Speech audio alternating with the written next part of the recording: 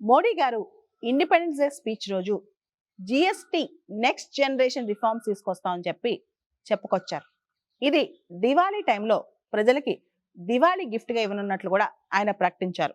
మనందరూ తెలుసు 2017 జూలై 1 నుంచి భారతదేశంలో గూడ్స్ అండ్ సర్వీసెస్ ట్యాక్స్ అమల్లోకి వచ్చిందని. జిఎస్టిలో ఇంకా కొన్ని కాంప్లెక్సిటీస్ ఉన్నాయి.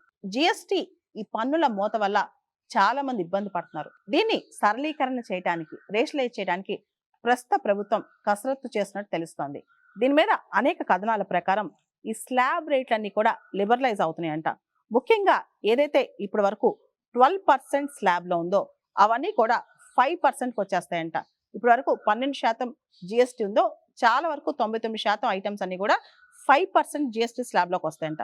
అదేవిధంగా మనం చూస్తే ఇప్పటి వరకు ఏదైతే 28% స్లాబ్లో ఉందో 18% స్లాబ్లోకి వచ్చేస్తంట దివాళీ తర్వాత. ఇక్కడ చూస్తే సిమ్ గూడ్స్ ఏదైతే టొబాకో కానీ ఏదైతే సిమ్ గూడ్స్ అంటామో వాటిని ఇప్పుడు 40% స్లాబ్లోకి తీసుకొస్తారంట.